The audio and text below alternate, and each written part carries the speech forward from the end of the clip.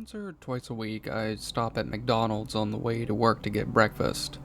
I really like their sausage burritos they have, so I usually order two of those with hot sauce and a medium cup of coffee. On one particular Friday morning, I placed my order like I normally do. When I pulled up to the first window, the drive-thru cashier who took my debit card was especially perky and said, "Thank you, have a nice day," in an overtly enthusiastic way, more so than someone just having a bubbly personality. It almost sounded sarcastic, but still polite, so I figured I was just seeing something that wasn't there. There was one really odd thing though. When she handed me my debit card back, as she was thanking me, it felt hot to the touch. I had just handed it to her a few seconds before, and it was only out of my possession long enough for the cashier to charge my card for my breakfast and then hand it back to me. I had never experienced anything like that before, but I thought I must just still be making something out of nothing. I put the card back into my wallet and forgot about it.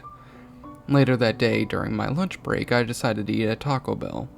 I went through the drive-thru and ordered a $5 box. I had completely forgotten about breakfast that morning, but when I handed my debit card to the drive-thru cashier at Taco Bell, he reacted as if it were hot. I immediately remembered what had happened that morning.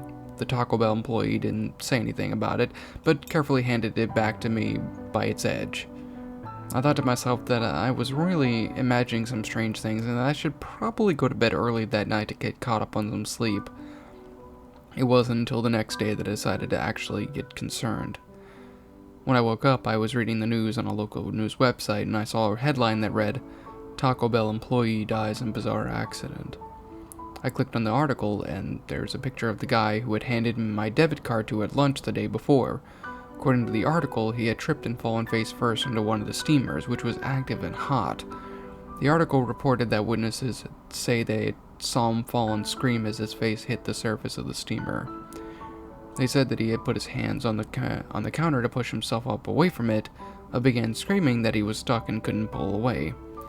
By the time his coworkers helped pull him off, they said half of his face had completely burned through. They said that the steamer was actually glowing orange with heat, and it was far hotter than it was supposed to be able to get. The heat and burns were so intense that the employee died soon after. As I read the online article, a sense of dread set in, but I kept telling myself that logically it was just some weird coincidence. I remembered, though, that I'd used my debit card 2 more times since then, one to buy a DVD at Walmart and once to get gas after that. In both of those instances, I hadn't paid attention when handing my debit card to the cashiers, but now that I had read the news stories from the Taco Bell employee, I started trying to remember if either of them had acted strangely. About that time, I had realized that I had forgotten to buy a couple of items when I was at Walmart, and since it was Saturday and I didn't have to work, I figured I'd go back to get the rest of the items I needed. When I arrived at Walmart, there was a police line in front of the both entrances, with several police cars and a fire truck in the parking lot, all of them with their lights flashing.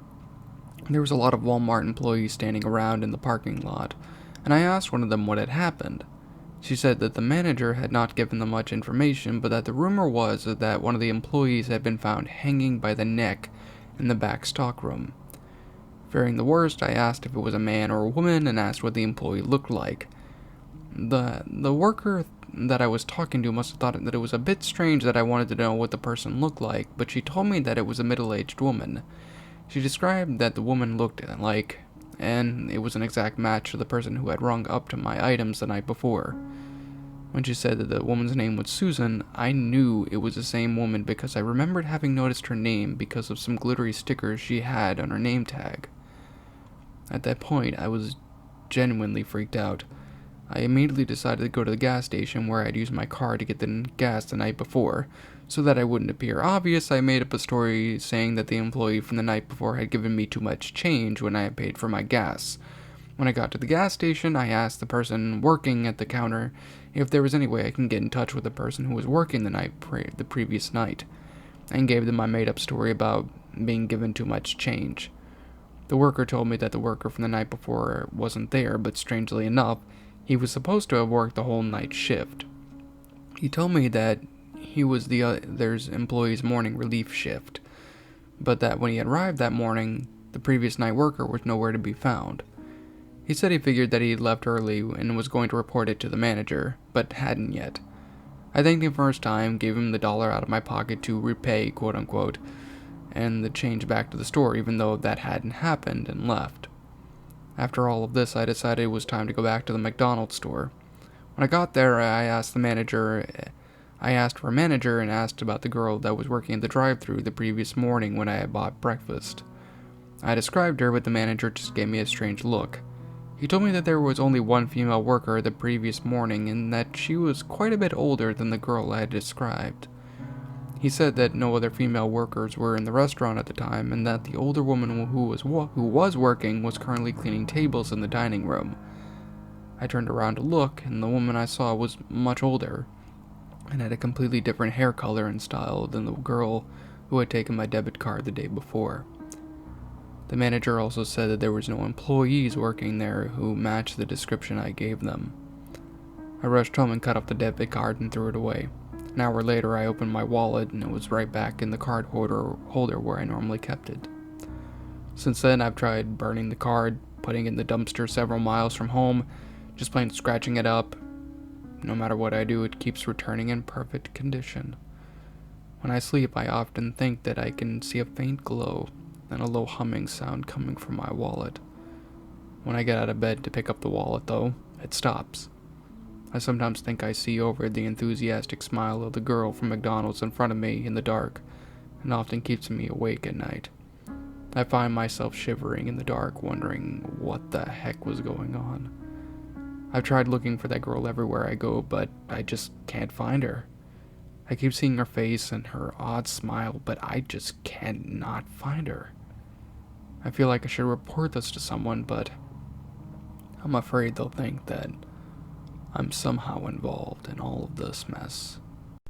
In fear and surprise, as your eyes widen, your mouth goes dry with each battered breath. You try to scream, your mind begs to leave, glued to your computer screen. The killers they slash, the tapes burn and crash. The cartridge you bought will be your final haunt. The rituals of hate will seal your fate. The tears you shed will be from the fear-gripping horde-driven nightmarish gore-filled, terrorizing, hateful, burning, violent, rage-inducing, knife-slashing, blood-splattering, silent screams. Only time will tell if you will escape this online hell. Your horror-filled obsessions will come with its own regressions. Your pathetic screams will not be heeded in any way, because your nightmares will come at any